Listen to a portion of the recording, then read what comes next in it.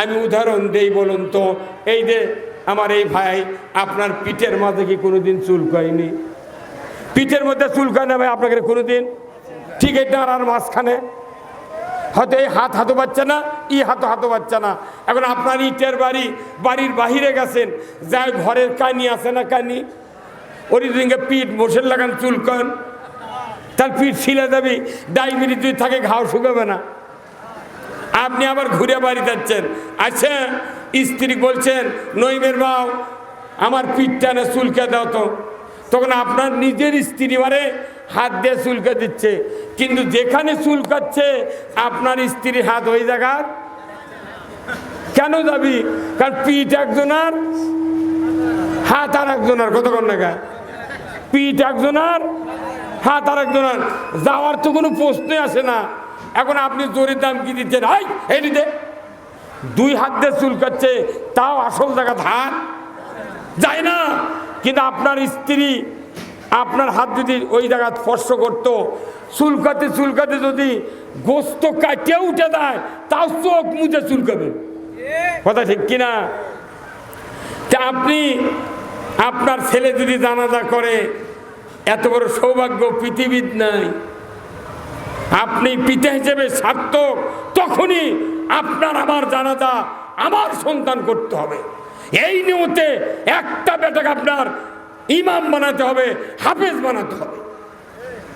খালি কেরামত মাদ্রাসা করেছেন, আলিমকে বক্তৃতা শুনবেন, একটা হক্কানি হাফেজ যদি এই গ্রামে আপনি বানাতে পারেন, একজন হক্কানি আলিম একটা গ্রামের উপর দিয়ে খালি হাঁটে যায়, 40 দিন ইমানদারের কবরে আযাব মাফ করে দেয় কে?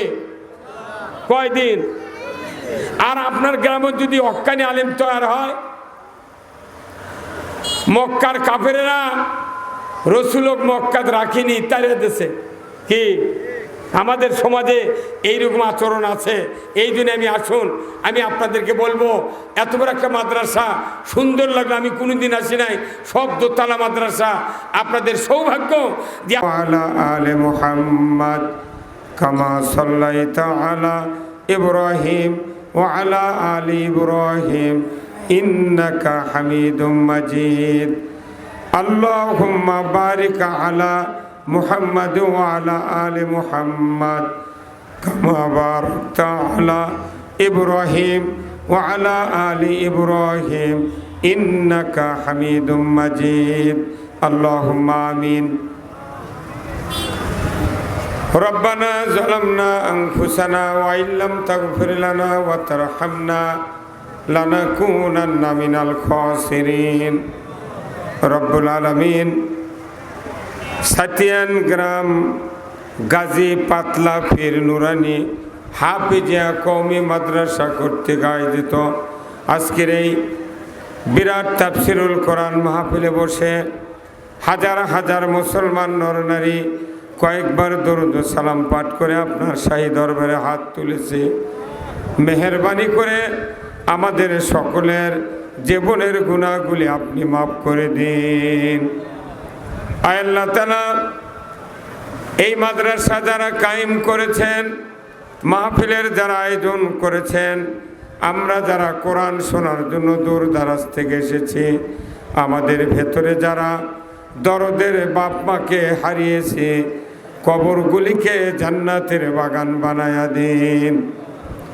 রব্বুল আলামিন সাতিয়ান গ্রাম সহ চতুর্দিক থেকে যতগুলি গ্রাম মহল্লার মানুষগুলি কোরআনের মহব্বতে মাহফিলে হাজির হয়েছেন, সেই গ্রামের মাটির নিচে যত মুমিন মুমিনাত চিরবিদায় নিয়ে শুয়ে আছেন, আল্লাহ সকলের আত্মার পরে সওয়াবখানা পৌঁছে দিন। রব্বুল আলামিন 18 কোটি ইমানদারের দেশ বাংলাদেশ, এ দেশটাকে আপনি কোরআনের জন্য কবুল করে নিন। আয় আল্লাহ, কি কথা বলবো জানি না, যে কথা বললে আপনার বান্দা বান্দীদের দুনিয়া এবং আখিরাতের কল্যাণ হবে, সেই কথাগুলি আমাকে বলার তৌফিক দিয়ে দেন। সুবহান রব্বিকা রব্বিল ইজ্জাতি আম্মা ইয়াসিফুন ওয়া সালামুন আলাল মুরসালিন ওয়ালহামদুলিল্লাহি রব্বিল আলামিন। ভাই মাইক আলা কোথায় বলছে? ইকো আছে বা ইকো আছে? তা একটু ভলিউম দাও তো।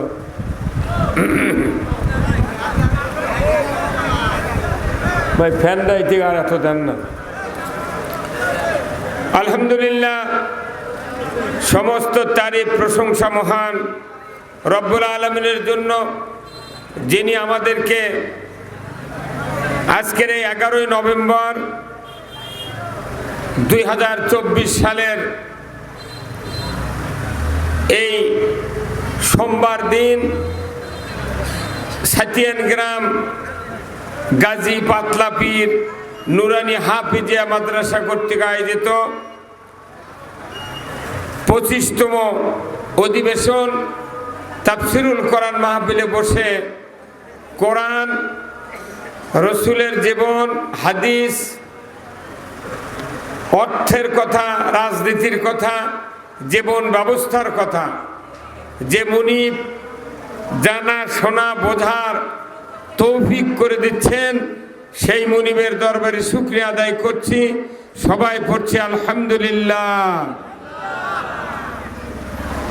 লাখ কোটি দরুদ সালাম বিশ্ব মানবতার মুক্তির দিশারি জনাবে মুহাম্মদ রাসূলুল্লাহ সাল্লাল্লাহু আলাইহি সাল্লামের উপরে নাজিল হোক, যিনি হলেন তামাম পৃথিবীর শ্রেষ্ঠ পিতা, শ্রেষ্ঠ স্বামী, শ্রেষ্ঠ নানা, শ্রেষ্ঠ সেনাপতি, শ্রেষ্ঠ রাখাল, শ্রেষ্ঠ যোদ্ধা। তিনি হলেন তামাম পৃথিবীর সফল রাষ্ট্রনায়ক। সবাই বললেন না ঠিক? আরো জোরে ঠিক। রসুল সফল রাষ্ট্রনায়ক, এটা মানে নিতে কি সমস্যা? কার কার সমস্যা? হাত তোলেন। কারো সমস্যা? তাহলে সবারই এটা মেনে নেওয়া একবারে ফরজ, কথা ঠিক কিনা? কেন আমরা রসুলকে সফল রাষ্ট্রনায়ক মানব? উনি কোরআন দিয়ে 12.5 লক্ষ বর্গ মাইল শাসন করেছেন, কথা ঠিক কিনা? এই জন্যই তাকে সফল রাষ্ট্রনায়ক বলছি। কোরআন ছাড়া পৃথিবীতে শান্তি কায়েমের কোনো পথ দুনিয়াতে আছে নাকি? নাই। এরপরে আজকের এই মাহফিলের সম্মানিত সুযোগ্য শ্রদ্ধাভাজন জনাব সভাপতি সাহেব মোহাম্মদ মাহবুবুর রহমান ফটিক ভাই, বিশিষ্ট ব্যবসায়ী ও সমাজসেবক অন্তাহার, ধন্যবাদ। আল্লাহ ওনাকে ওসমান গনির মতো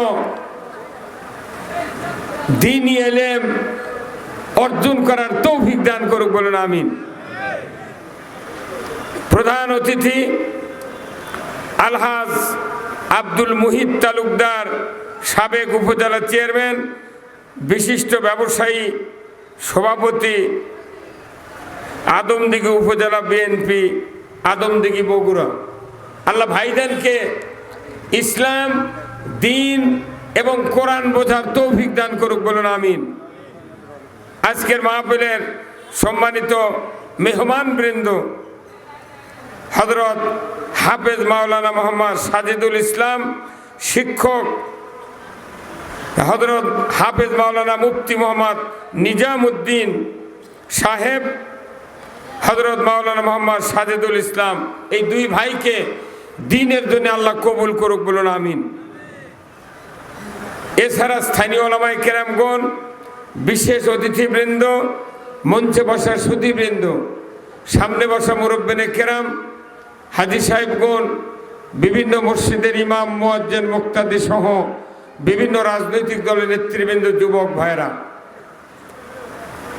প্রাইমারি মাদ্রাসা, হাই স্কুল, কলেজের শিক্ষক মহোদয়গণ, ছাত্র ভাইরা, কচি কাচারা, পর্দার অন্তরালে মা ও বোনেরা, ইন্তেজামিয়া কমিটি বর্গ সহ প্রচার মিডিয়ার সম্মানিত মাইকালা এবং ভিডিওম্যান ভাইরা, সবার প্রতি আমার সালাম।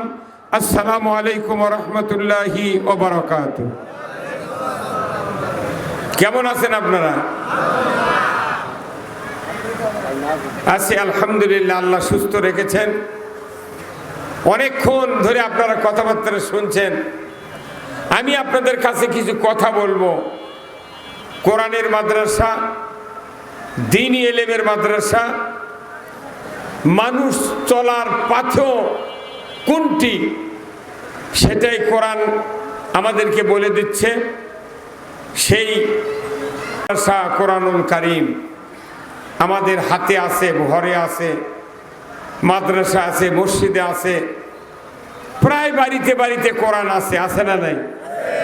কিন্তু কোরআন ওখানে আছে, কিন্তু বাংলাদেশের মানুষ আমরা কোরআন পড়তে খুব নারাজ, কথা ঠিক কিনা? ঘন্টার পর ঘন্টা যুবকেরা মোবাইল টেপে, মোবাইল টিপতে টিপতে ভাত খাওয়ার কথা ভুলে যায়। কিন্তু যখন দুটা আয়াত পড়তে বলা হয়, এক আয়াত পড়লেই মাথা ঘোরে। কথা কন, এই কোরআন আল্লাহ রাসূল বলছেন, আল্লাহ যার কল্যাণ চান তাকে কোরআনের জ্ঞান দেন। কোন আলহামদুলিল্লাহ। আপনি কতটুকু কল্যাণ চান আল্লাহর, যতটুকু আপনি কোরআন পড়বেন বুঝবেন ততটুকু আপনি কল্যাণ পাবেন। আজকের সমাজের মানুষ ইমানদারের দাবিদার, কিন্তু আমরা কোরআন পড়তে পারি না। যদি এই মাদ্রাসাতে কোরআন পড়া না হতো, এই বাংলাদেশে কোরআন পড়ার লোক বেশিরভাগ পাওয়া যেত না, কথা ঠিক কিনা? এই যে দেখলেন তো, সামনে 7 জনকে পাগড়ি দেওয়া হলো। এনাদের দাম কত জানেন? আল্লাহ রাসূল বলছেন যে কেউ যদি কোরআনের হেফজ করে, সে যদি হালালকে হালাল জানে, হারামকে হারাম জানে, এইভাবেই যদি দুনিয়াতে তার জীবন অতিবাহিত করে, কিয়ামতের দিন 10 জন মানুষকে সুপারিশ করে আল্লাহর জান্নাতে দিবে। আর একটু জোরে বলা গেল না সুবহানাল্লাহ? আপনার বেটা হাফেজ নাই থেকে হিংসা করে কথা বলেন না নাকি? সবাই জোরে কোন সুবহানাল্লাহ। এই মানুষগুলি 10 জন মানুষকে সুপারিশ করবে কিয়ামতের মাঠে। 10 জনে 5 গ্রুপ। কয় গ্রুপ? 5 গ্রুপ। প্রথম হলো পিতা মাতা, দ্বিতীয় হলো দাদা দাদি, তৃতীয় হলো নানা নানি, চতুর্থ শ্বশুর শাশুড়ি, পঞ্চম হলো মাদ্রাসার কমিটির একজন, আর শিক্ষকের মধ্যে একজন।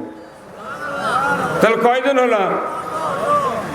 আপনি যদি মাদ্রাসার ব্যাপারে চিন্তা ভাবনা করেন, একটু মুস্কি হাসিও দেন, অর্থ দেন, সময় দেন, ইনকারেজ দেন, আপনিও মাদ্রাসার কমিটির লোক। কিয়ামত পর্যন্ত যত হাফেজ হবে আল্লাহ তাআলা হুকুম দিয়ে দিবেন, যাও জাহান্নামের কাবিল হয়েছে তাদেরকে সুপারিশ করে তুমি 10 জন অন্ততপক্ষে জান্নাতে নিয়ে যাও। আল্লাহু আকবার। কয়জন এমপির বাড়ি হাফেজ আছে দেখান তো? আছে ভাই? আছে? উপজেলা চেয়ারম্যান, ইউনিয়ন চেয়ারম্যান, বড় বড় নেতৃস্থানীয় লোক যারা সমাজের, তাদের ঘরে ঘরে হাফেজে কোরআন আলেম পয়দা হয় না। যদি তাদের ঘরে আলেম পয়দা হতো, হাফেজ পয়দা হতো, এমপির ঘরে যদি, প্রত্যেকটা এমপির ঘরে যদি হাফেজ পয়দা হতো, এই বাংলাদেশে হাফেজে মাদ্রাসাগুলা সরকারি করা হতো। কথা ঠিক কিনা? কি ভাই, কি তাই না? কিন্তু ওনাদের ঘরে ডাক্তার, অফিসার, সেই জন্য ওদেরকে বেতন ধরায় ওনারা। কথা বল। গরিবের ঘরের ছেলে পেলে মাদ্রাসা পড়ে, মাদ্রাসা করে, এই জন্য বেতন নাই। আমি আপনাদেরকে অনুরোধ করব, এই কোরআন শুধু নামাজ পড়ার জন্য নয়, কোরআন শুধু তেলাওয়াত করার জন্য নয়, কোরআন এসেছে পৃথিবীতে শাসন কার্য পরিচালনা করার জন্য। কোরআন দিয়ে যদি শাসন হতো, আমার দেশের প্রত্যেকটা মাদ্রাসা, সেটা হাফিজি হোক আর কওমি হোক আর এতিমখানা হোক, সরকারের দায়িত্ব এই মাদ্রাসাকে কিয়ামত পর্যন্ত সরকার বেতন দিয়ে চালনা করা। সরকারের বেতন যদি পাতো এই হাফেজ সাহেবগুলা গর্জে স্টাইল ভাবে লেখাপড়া শিখতো। কথা কি? কিন্তু আমরা দুঃখের বিষয় যে আমরা কোনোদিন এই কাজ করতে পারলাম না, দেখতে পারলাম না। কিন্তু আমার একটি কথা হলো যে মসজিদগুলিতে, মাহফিলগুলিতে এত সার্কুলার দেওয়া হয়, এই সার্কুলার কার্যত সমাজে কায়েম হয় না। কথা ঠিক কিনা? মসজিদের ইমাম বলে নামাজ পড়েন, পর্দা করেন, চুরি করেন না, জেনা করেন না, লটারি খেলেন না, গাঁজা খান না, মদ খান না। কথা ঠিক কিনা? এইগুলি কি কোনদিন কায়েম হচ্ছে? হয়নি। আমরা বক্তৃতা করি মাহফিলে, হাজার হাজার মানুষ শোনেন। আপনারা সাইদি সাহেব বক্তৃতা করলেন 60 বছর, তাম বাংলাদেশের আনাচে কানাচে তার বক্তব্য আছে, কিন্তু তার বক্তব্য কোনোদিন দেশে কায়েম হয় নাই। আমাদের বক্তৃতা কায়েম হয় না, আমাদের কাজ খালি সার্কুলার দেওয়া। কেন কায়েম হয় না? আমাদের হাতে ক্ষমতা নাই। কি নাই? ক্ষমতা নাই। আর সংসদে যারা যায় এমপি, ওনারা হলেন জনপ্রতিনিধি, রাজনৈতিক নেতা। আর মাহফিলে মসজিদে যারা কথা কয়, এনারা হলেন ধর্মীয় নেতা। কি ভাই কথা কন না? কি নেতা? ধর্মীয় নেতা। আমরা কোরআন থেকে, হাদিস থেকে কথা বলি, কোনোদিন বাস্তবায়ন হয় না, কারণ আমাদের হাতে কি নাই? ক্ষমতা নেই। আর সংসদে মুমতাজের মতো একটা গায়িকা গেছে, হ্যাঁ কথা কন, দীপুমনির মতো একটা শিক্ষামন্ত্রী গেছে। ওনারা সংসদে উঠে বলছেন, আমার এলাকার লোক আমাকে নির্বাচিত করেছেন ভোট দিয়া, আপনাদেরকে ধন্যবাদ।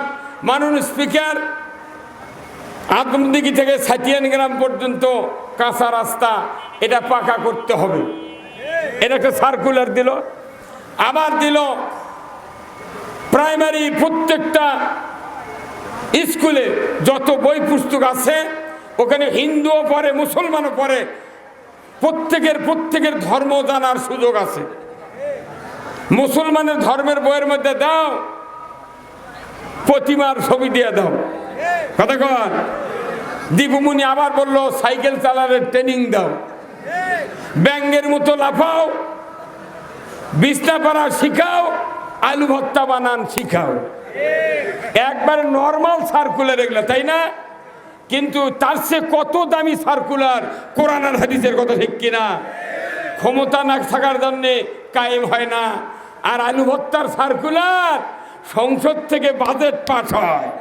হ্যাঁ কতক্ষণ? তাহলে ক্ষমতার দরকার আছে না নাই? ইসলাম তখনই শক্তিশালী হবে যখন ইসলামের হাতে ক্ষমতা থাকবে। জোরে বলো ঠিক কিনা? ইসলামকে ক্ষমতায় দিবেন এমন কারা কারা আছেন, দুহাত তুলে আল্লাহকে দেখা। লিল্লাহে তাকবীর, নারায়ে তাকবীর। আল কোরআনের আলো, আল কোরআনের আলো। ঘরে ঘরে মানে একটা লোকও ঘরে ঘরে করবেন না। এই কোরআন হলো সংসদের কিতাব।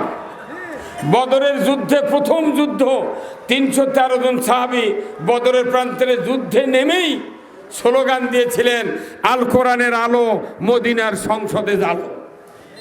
এই কোরআন সংসদের কিতাব। ঘরত তো হাজার হাজার কোটি কোটি কোরআন আছে, একটা কোরআন যদি সংসদে যেত, আমার দেশে চুরি হতো না, আমার দেশে জানা হতো না, আমার দেশে লটারি হতো না, আমার দেশে মসজিদগুলিতে জুতা চুরি হতো না। এই দেশে সব ভালো আছে, খালি কোরআন সংসদে নাই। অনেক দল আছে আমার দেশে যারা ইমানদার, তাদের জন্য কোরআন। কথা ঠিক কিনা? অমুসলিমদের জন্য কোরআন। এই কোরআন বলছে অমুসলিমদের প্রতি কেউ যদি অত্যাচার করে, কিয়ামতের দিন রসুল তাদের বিরুদ্ধে আল্লাহর দরবারে মামলা করবে। আমরা এই কোরআনকে জীবন ব্যবস্থা হিসেবে মেনে নিতে কি রাজি আছি? রাজি আছেন ভাই? ভাইরা আমার, আজ থেকে ১৫০০ বছর আগে আল্লাহর নবী পৃথিবীর জমিনে জন্ম নিলেন। এক এক করে ১৭ বছর বয়স হয়ে গেল রসুলের।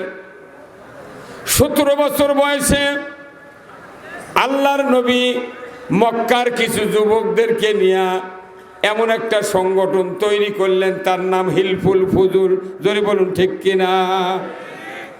১৭ থেকে ২৩ বছর পর্যন্ত আল্লাহর নবী চেষ্টা করলেন, সমাজের পরিবর্তন করতে পারলেন না। সমাজে অভাব দেখা দিল, সমাজে এত অকাম কুকাম হতে লাগলো, রসুলের অন্তরে কষ্ট হয়। আল্লাহ রসুল চেষ্টা করতে করতে যখন ২৪-এ পদার্পণ করলেন বয়স, হযরতে আবু তালেব রসুলের চাচা, আপন চাচা, উনি বললেন, ভাতিজা, এত কষ্ট, এত অভাব, এত রকমের উৎপীড়ন সমাজে, আমি তো গরিব হয়ে যাচ্ছি, আমার সন্তান আছে, তুমিও তো আমার একজন ভাতিজা, সংসার চলে না। ভাতিজা, তোমাকে যদি আমি একটা কর্মের ব্যবস্থা করে দিই, তুমি কি সেই কর্ম করতে পারবা? রসুল বললেন, পারবো চাচা, হ্যাঁ দিয়ে দেন। বিশ্ব নবী যাকে আল্লাহ বানাবেন, তাক চাকরি নিয়ে দিলেন কার বাড়ির? কার বাড়ির? খাদিজা। খাদিজার বাড়ির চাকরি দিলেন কি করার জন্যে? হ্যাঁ হ্যাঁ, এই দে বরকি আর ছাগল। তাহলে প্রত্যেকটা নবীকে আল্লাহ তাআলা ছাগল চড়ে ট্রেনিং দিলেন। কারণ কি? ছাগল যদি কেউ চড়াবের যায়, এক ছাগল একটা একজনের গাছ খাবি, একজনের ধান খাবি, আর একজনের কি খাবি? গম খাবি। তে ছাগলও তেরে তেরে একত্র করে দলবদ্ধ করার যে ট্রেনিং, এটা নবীদেরকে আল্লাহ তাআলা দিয়ে দিয়েছেন। ধরে কোন ঠিক কিনা? কারণ কি? যে মানুষ সমাজে থাকবে, কেউ চুরি করবি, কেউ জানা করবি, কেউ সুদ খাবি, কেউ লটারি কিনবি, কোথাও কোন গায়ে চারিদিক মানুষ যাবি। এই মানুষগুলা ঐক্যবদ্ধ করে আল্লাহর পথে আনতে হবে, কথা ঠিক কিনা? এই ট্রেনিং দেওয়ার জন্য আল্লাহ তাআলা নবীদেরকে ছাগল চড়ানোর ট্রেনিং দিয়েছে। আলহামদুলিল্লাহ। ভাইরা আমার, আল্লাহর নবী ২৪-এ পদার্পণ করল বয়স। হযরতে আবু তালেব রসুলকে কর্ম দেওয়ার জন্য খাদিজার বাড়িতে গেলেন। যাওয়ার পরে খাদিজাকে বললেন, খাদিজা, এই মক্কাতে তুমি ৩ নাম্বার ধনী মানুষ, তোমার বাড়িতে আমার ভাতিজা মুহাম্মদকে একটু চাকরি দিতে চাই, তুমি যদি নাও আমার সংসার চলার একটু সুবিধা হতো।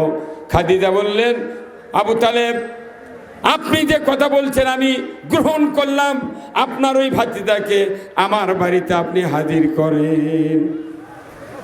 হাজির করা হলো। রসুলের দিকটাকে খাদিজা বুঝতে পারছে, আসল লোক আমি পেয়েছি। ধরে কোন আল্লাহু আকবার। কি লোক?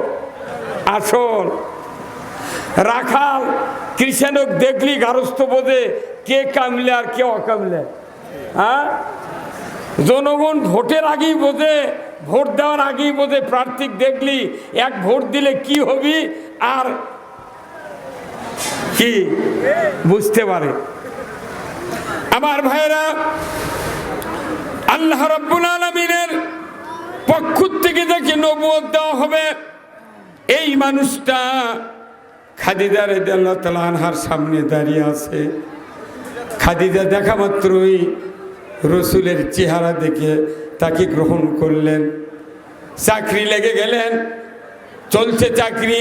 হঠাৎ করে একদিন হযরত খাদিজা রাদিয়াল্লাহু তাআলা আনহা, মুহাম্মদ সাল্লাল্লাহু আলাইহি ওয়াসাল্লাম নবী হন নাই তখনও, সকালবেলা নাস্তা করে দুম্বা নিয়ে, ছাগল নিয়ে মরুভূমির প্রান্তরে চলে যাচ্ছেন। খাদিজা জানালায় বসে মুহাম্মাদের দৃশ্য দেখছেন। জোরে কন্যা সুবহানাল্লাহ। জানালায় বসে আছেন, প্রখর রোদ, আরবের মরুভূমিতে তীব্র উত্তাপ, সূর্যের এত তাপ, মানুষের শরীর ঘেমে যায়। জানালা দিয়ে খাদিজা দেখতে পেলেন কে যেন কোথার থেকে মুহাম্মদ সাল্লাল্লাহু আলাইহি সাল্লামের মাথায় ছায়া প্রদান করছে। হাতে ছাতা নাই, পেছনে সামনে মানুষ নাই, কে ছায়া দেয়? জানালা থেকে বাহিরে দেখতে পেলেন উনি বাড়ি থেকে বের হয়ে মরুভূমির কিনারে চলে গেলেন, যে দেখেন সূর্যের সামনে কে যেন একটা মেঘখণ্ড এমনভাবে দাঁড় করে রেখেছেন। ওই মেঘখণ্ডের ছায়া রসুল যতই জোরে যাক, যত আসতে যাক, এক তিল পরিমাণ, বিন্দু পরিমাণ সূর্যের তাপ রসুলের শরীরে লাগতে দেয় না। কে রেখেছে ওই মেঘ? আল্লাহ। আল্লাহ রসুল যিনি এখনো নবী হন নাই, মাত্র 24 পেরিয়ে গিয়েছে বয়স, চাকরি করতে করতে 25-এ পদার্পণ। হযরত খাদিজা 3 দিন পর্যন্ত এই সিমটম দেখলেন, দৃশ্য দেখলেন। চতুর্থ দিনের সন্ধ্যার সময় হযরত খাদিজা বললেন, ও মুহাম্মদ, তুমি তো আমার বাড়িতে রাখালি করছো, তবে তোমার কাছে আমার একটা প্রাণের আবেদন। বলে, কি আবেদন মুনিব? খাদিজা বললেন, মুহাম্মদ, আমি তোমাকে চিরসাথী করে নিতে চাই। তুমি যদি একটু আমাকে মেনে নিতে পারো। আমার একজন স্বামী দুনিয়ার থেকে বিদায় হয়েছেন, একজন আমাকে তালাক দিয়েছেন, 2টা স্বামীর পর আমি তোমাকে স্বামী হিসেবে গ্রহণ করতে চাই। তোমার মতামত কি একটু জানাবে? মুহাম্মদ সাল্লাল্লাহু আলাইহি সাল্লাম নবী হন নাই, মাত্র 25 বছরের যুবক। উনি বললেন, মুনিব, আমি মায়ের পেট থাকতে 6 মাস বয়স বাবাকে হারিয়েছি, 6 বছর বয়সে মাকে হারিয়েছি, 7 বছর বয়সে দাদাকে হারিয়েছি। আমার ফ্যামিলিতে মাথায় হাত বুলানোর আর কেউ নাই, শুধুমাত্র আমার একজন চাচা আবু তালেব। তার পরামর্শ ছাড়া, পারমিশন ছাড়া আপনাকে কোনো কথা বলতে পারবো না। চরিত্র কাকে বলে? নবী হওয়ার আগেই চরিত্র কাকে বলে? আল্লাহু আকবার। কয় বছরের বয়স? 25।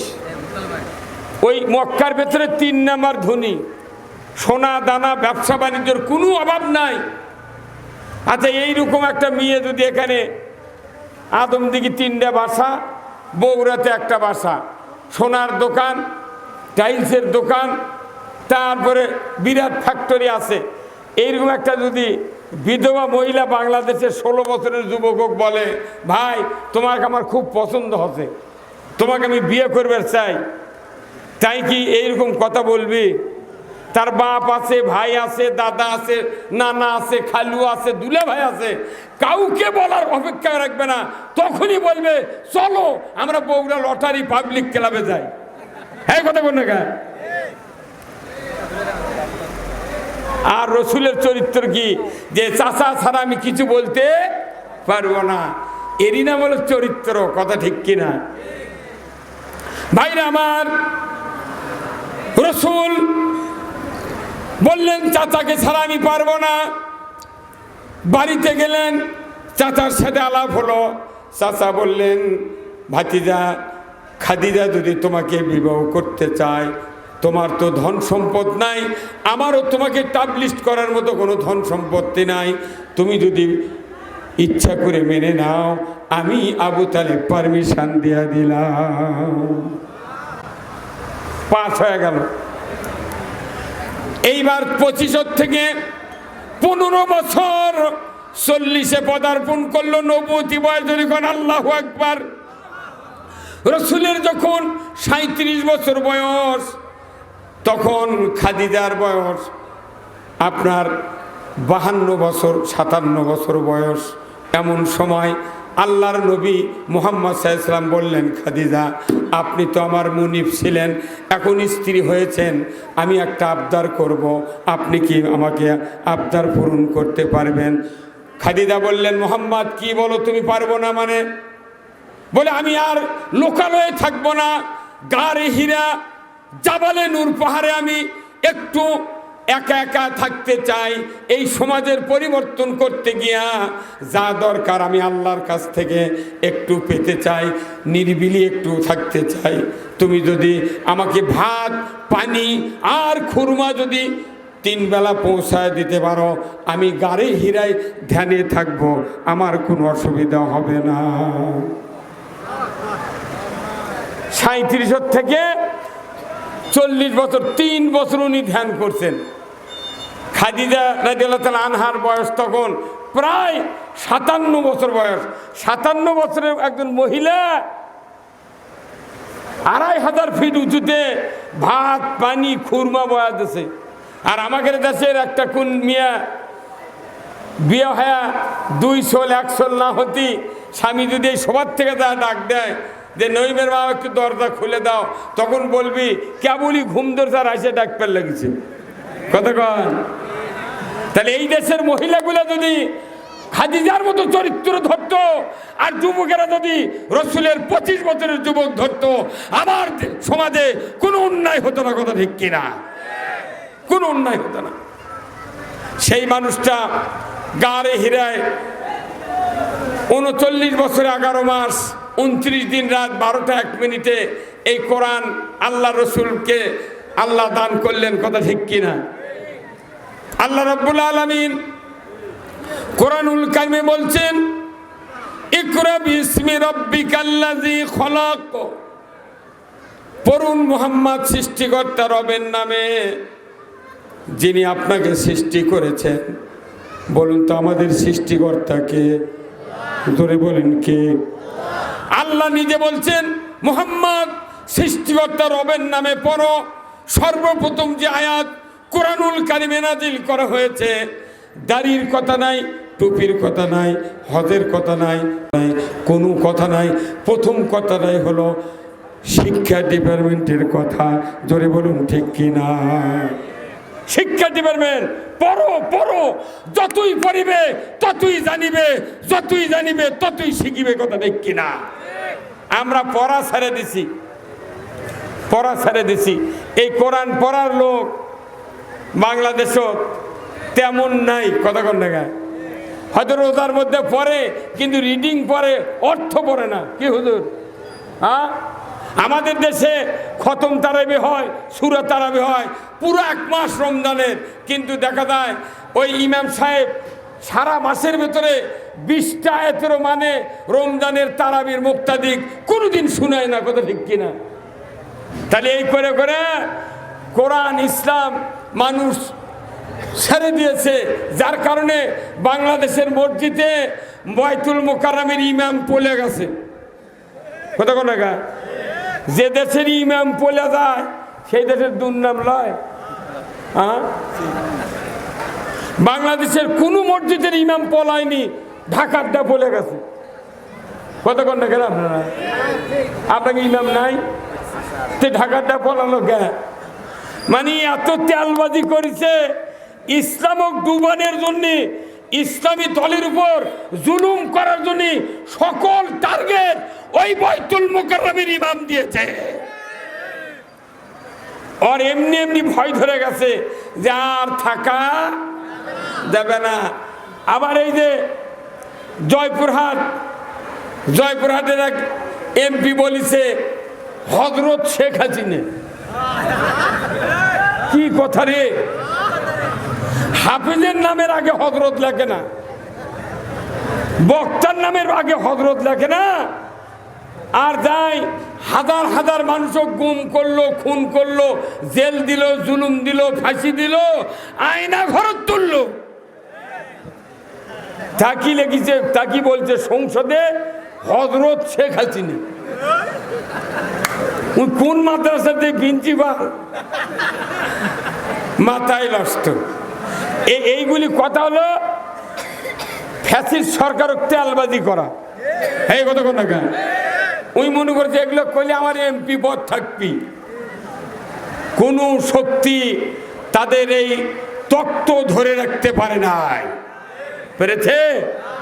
পুলিশ, আর্মি, বিডিআর, ডিজিএফ, তারপরে এনএসআই, ডিএসবি, ওদের দলের লোক যত শক্তি আছিল সব তাদের ছিল, কথা ঠিক কিনা? তারপরে কোন দিক দিয়ে যে গেল তারাই জানে না। হ্যাঁ, কি কথা রে, হয় সর্বনাশ। এই দেশটা 16 বছর আগে আমরা বক্তৃতা দিবার পারিনি। মেলা নেতা আছে, এই মাউথপিস এইভাবে সরে দিয়ে বলিছে কানের পট্টি গরম করে দেবো, কথা বল না? এখন আয় তো, এখন আয়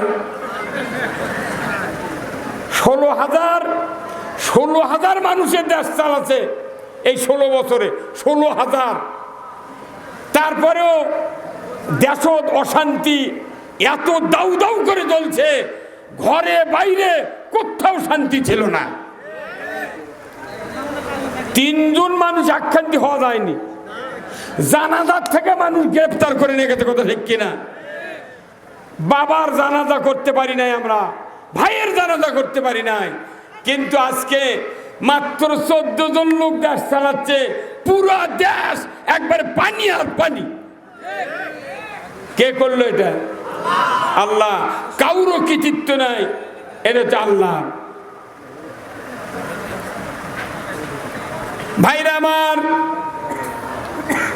আল্লাহ রাব্বুল আলামিন কোরআনুল কারিমে একটা আয়াত নাযিল করেছেন সূরা আর রহমানের ভিতরে।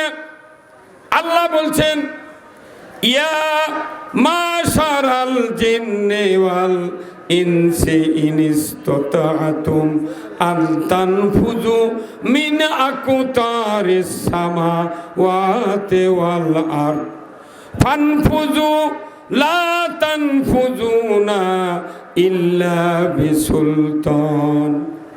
আমার ভাইরা, আল্লাহ বলেছেন, ও মানব জাতি আর জিন জাতি, তোমরা যদি আমি আল্লাহ আমার বর্ষতা স্বীকার না করো, আমার আনুগত্য না করো, আমি আল্লাহ বলে দিচ্ছি আমার রাজ্য থেকে তোমরা বেরিয়ে যাও, বেরিয়ে যাও। বলেন তো, এই যে বৈষম্য বিরোধী ছাত্ররা যারা আন্দোলন করলো, এনারা প্রথম কোটা বিরোধী, বৈষম্য বিরোধী, পদত্যাগ করো, ক্ষমতা ছেড়ে দাও করতে করতে তোমরা পালাও, এই স্লোগান কেউ দেয়নি।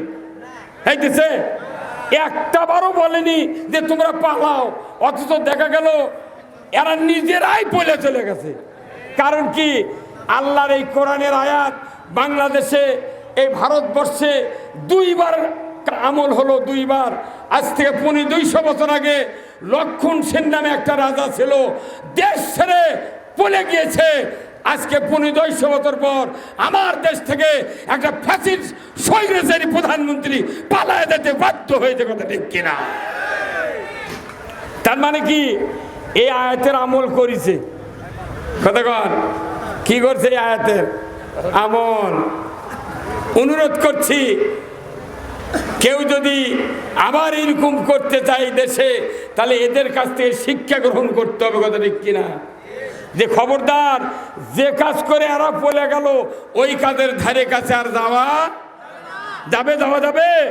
তাহলে ওরা কেন করলো? এই ওদের দ্বারা আল্লাহর আইনের পক্ষে কোনো কাজ হয় না। আজকে যদি আমরা যারা কোরআন শুনি, কোরআন বুঝি, আমরা যদি কোরআনের শাসনকে মেনে নিতে পারতাম, আমার দেশে আজ থেকে 100 বছর আগে ইসলাম কায়েম হতে বাধ্য হতো, কথা ঠিক কিনা?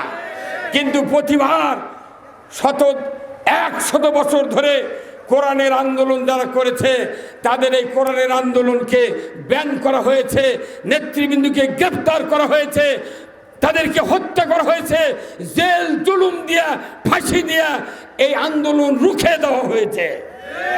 আমার বিশ্বাস, রাষ্ট্রশক্তি যদি এই জুলুমের কাজটা বেছে না নিত, বাংলাদেশে এত সুন্দর পরিবেশ, এদেশে ইসলাম অনেক আগে বিজয় হয়ে যেত। যার কারণে এদেশের মানুষকে ভোট দেওয়ার অধিকার থেকে বঞ্চিত করেছে, কথা ঠিক কিনা? ভোট দিতে পেরেছেন? এখন আমাদের কাছে ফোন দিয়া অনেক যুবক বলে, হুজুর 16 বছর আগে ভোটার হয়েছি, এখনো ভোট দেওয়ার পারিনি, বাপ মাও বলেছি পাত্রী ঠিক করো, ভোট যদি কোনো দিন দিই, ভোট দিয়েছে সেই দিন বেলা ডোবার আগে বিয়ে করব। আল্লাহু আকবার। বুঝছেন? কেউ কেউ নিয়ত করে রাখিছে বাংলাদেশের ভোট একটা স্বপ্নের ব্যাপার হয়ে গেছে। অনেক যুবক আছে ভোট দিয়েছে বিয়ে করবি, কি ভোট দেওয়া ভুলে গেছে। হা হা হা, কি রে আমাকে বসে থেকে মেলা নেতারা এসে কয় আপনারা প্রচুর ভোট দিয়ে আমাকে নির্বাচিত করেছেন। আমি মাথার দিক থেকে দেখি কি কথা, সাহস কিরে, কচি প্রচুর ভোট দিয়েছেন। কতদিন ভোট দিতে তো কথা কর। এই বাংলাদেশের 2018 সালের 30শে ডিসেম্বর ভোট ছিল। যারা 29 তারিখ রাত্রে ভোট দিয়েছে কিয়ামতের মাঠে আর তওবা বললে মাফ হবে না। এই কতক্ষণ ওই একদিনে যে ক্ষতি করছে বাংলাদেশের, এর কিয়ামতের দিন একজনও নাজাত পাবে না। এরা গণতন্ত্র হরণ করেছে, ভোট দিতে দেয় নাই, ভোটার দাঁড়াতেও দেয় না।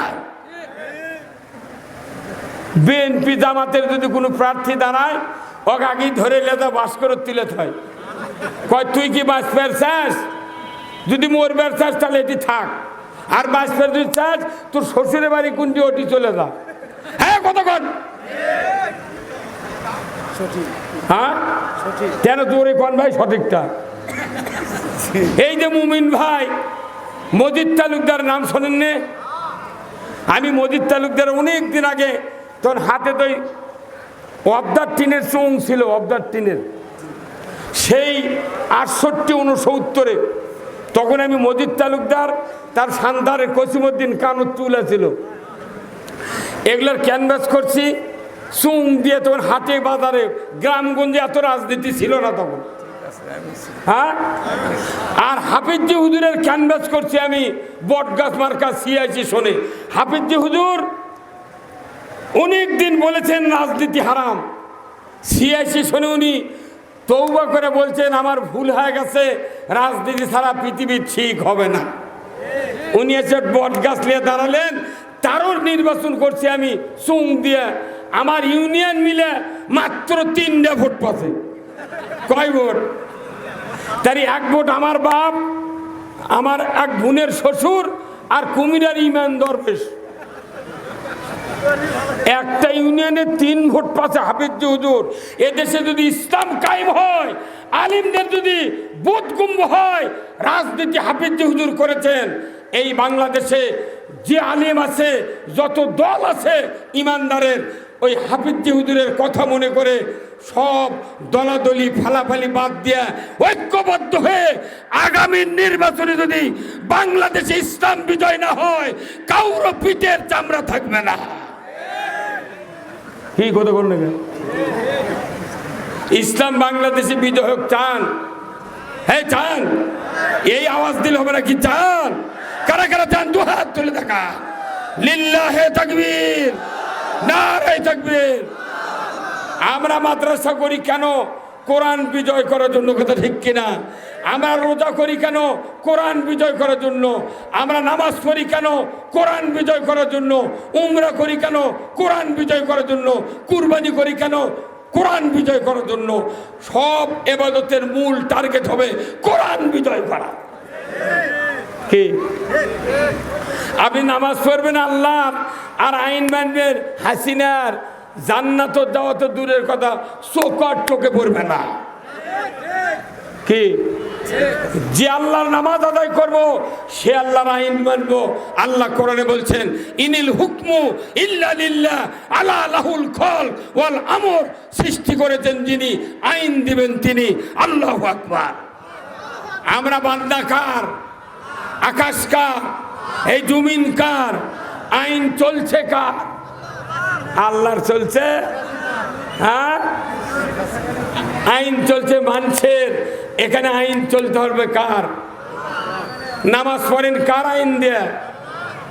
মরার পর জানাজা করেন কার আইন দেয়া? রোজা করেন কার আইন দেয়া?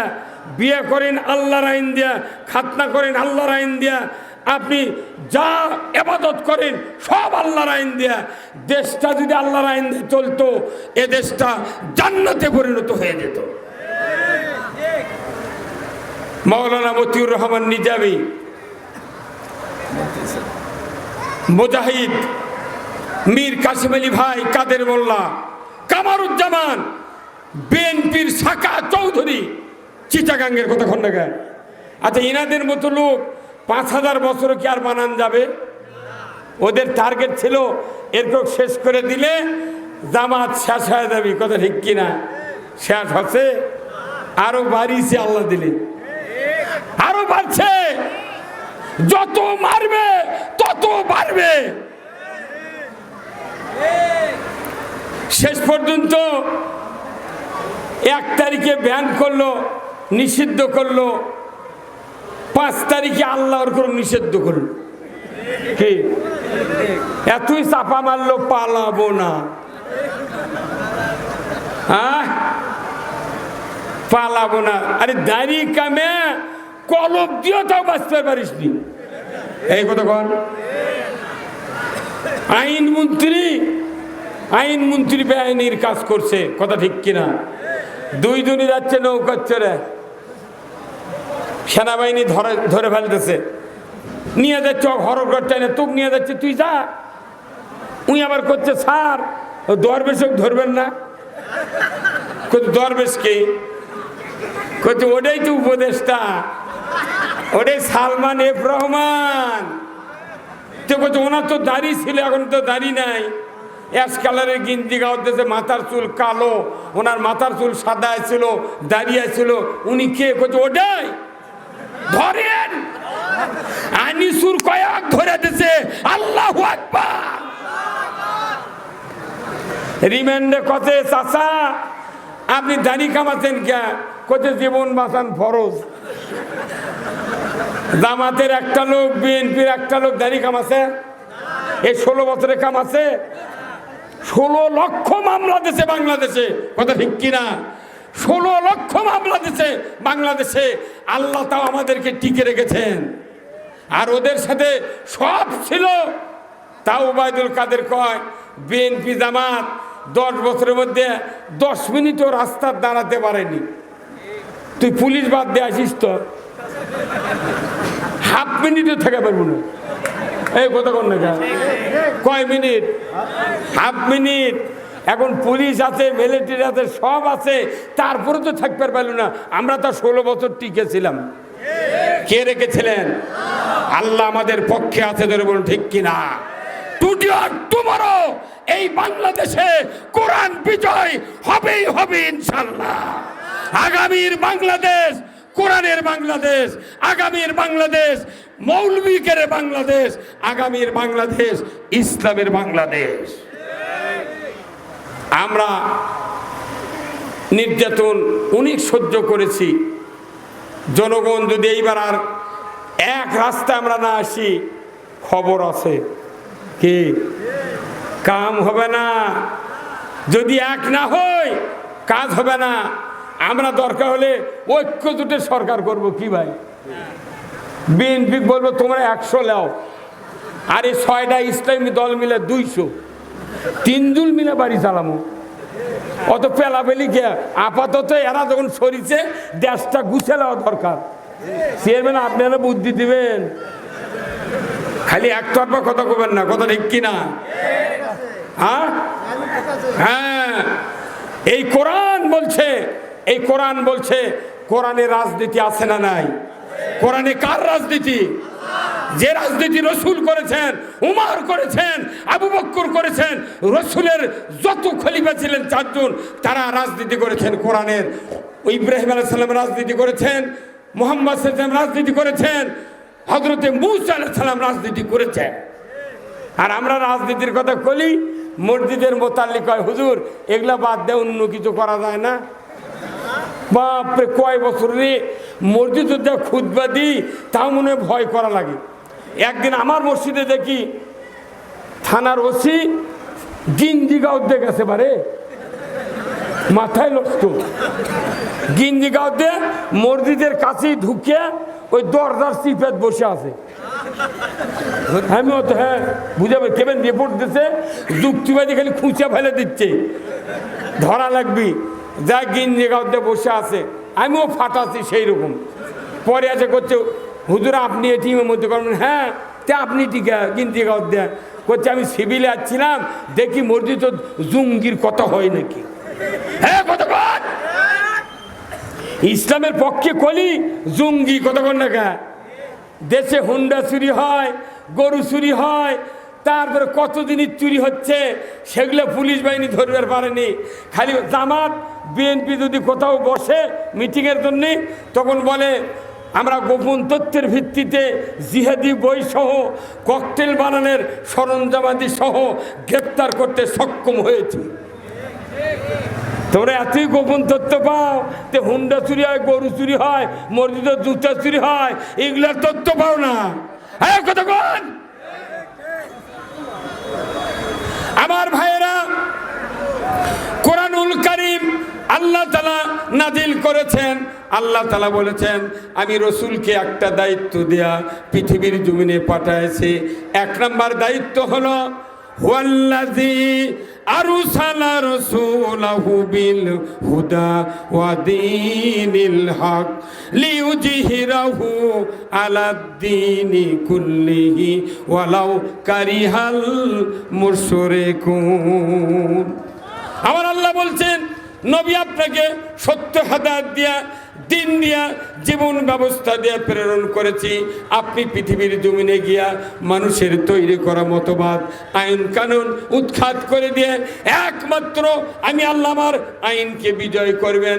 এতে করে কাফের মুশরিকের যত জ্বালা যন্ত্রণা হোক না কেন আপনি রসুল পরোয়া করবেন না। রসুলকে দায়িত্ব দেওয়া হয়েছে জমিনে কার আইন বিজয় করার জন্য? যদি বলেন কার? রসুলেরা বর্তমানে যত আলেম ওলামা আছে, আল ওলামা ওয়ারাসাতুল আম্বিয়া, নবীর ওয়ারিস হল আলেমগণ। আলেমগণ কোনো জমির ওয়ারিস নই, আমরা হলাম রসুলের রেখে যাওয়া দিনের ওয়ারিস। এই দিনের ওয়ারিসের দায়িত্ব যদি আমরা পালন করতাম আজকে সমাজে সকল মানুষ ইসলামের জন্য ঐক্যবদ্ধ হতে পারত। কথা ঠিক কিনা? কিন্তু আমরা কথা বলতে ভুলে গিয়েছি। আসুন না আমার ভাইয়েরা, আল্লাহ তাআলা রসুলকে দায়িত্ব দিয়েছেন ইসলামের বিজয় করার জন্য। সেই ইসলাম আজকে মাদ্রাসায় লেখাপড়া হয়, মাদ্রাসায় পড়ানো হয়। আপনাদের সামনে যে ছাত্রগুলি তৈরি করা হলো এইগুলি জান্নাতে যাওয়ার আপনাদের জন্য একটা রাস্তা। আমার রাসূল বলেছেন ইজা মাতাল ইনসানু ইনকাতান হুয়ামালু ইল্লা মিন সলাসাতিন ইল্লা মিন সাদাকাতিন জারিয়াতিন আও ইলমুহু ইয়ানতুবিহিন নাস আও ওলাদুন সলিয়াদুলাহু। জোরে কন্না মারহাবা। আল্লাহর নবী বলেছেন মানুষ মরে যাবে, সমস্ত আমল বন্ধ হয়ে যাবে, মাত্র তিনটা আমল জারি থাকবে। এক নম্বর সদকায়ে জারিয়া, মসজিদ মাদ্রাসা স্কুল কলেজ কালভার্ট ব্রিজ রাস্তাঘাট টিউবওয়েল বৃক্ষরোপণ, এইগুলি সদকায়ে জারিয়ার কাজ যারা করবে কিয়ামত পর্যন্ত সওয়াব পাবে। জোরে কন্না সুবহানাল্লাহ। দ্বিতীয় কাজ হলো কোরআনের জ্ঞান অর্জন করলেন, পড়লেন, শুনলেন, জানলেন, এই কথা মানুষকে বলতে থাকবেন। যতদিন বাঁচবেন কোরআনের কথা বলবেন, রসুলের কথা বলবেন, কবরের ভেতরে লক্ষ লক্ষ কথার সওয়াব পাবেন। জোরে কন্না মারহাবা। এই গ্রামত কয়জন? 3 বছরে এক হাফেজ। তাহলে খালি একজনই তো ছাত্র নাই, কমপক্ষে 24 জন হাফেজ থাকা লাগবে এই গ্রামত। তাহলে কি হবে? এই হাফেজ দ্বারা যে আপনি জান্নাতে যাবেন তার নমুনা আমি আপনাদেরকে দিচ্ছি।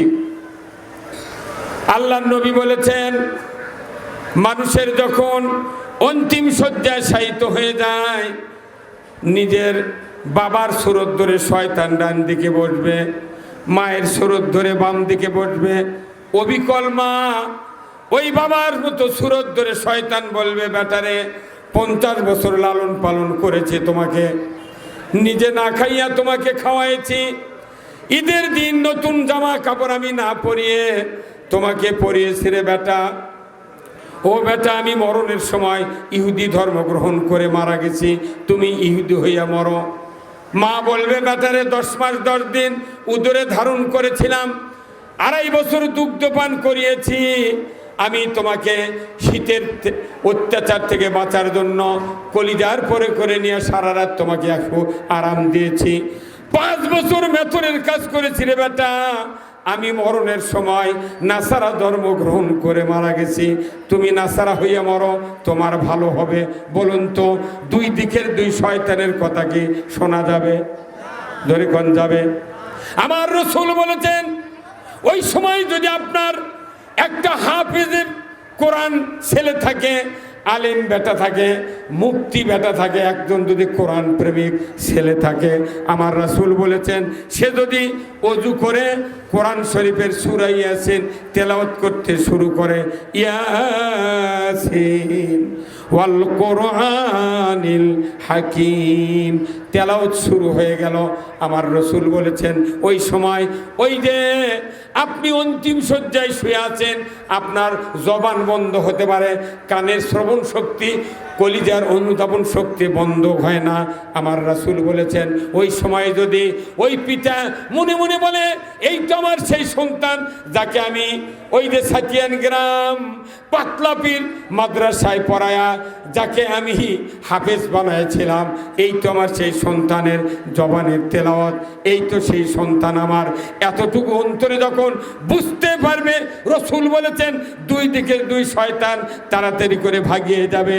রাসূল মদিনার থেকে সে বলবেন, ও আমার সৌভাগ্যশীল উম্মত, তুমি দেরি করো না, আমার চেহারা দেখো আর কালেমা পড়ে ঈমানের কোলে তুমি ঘুমিয়ে যাও।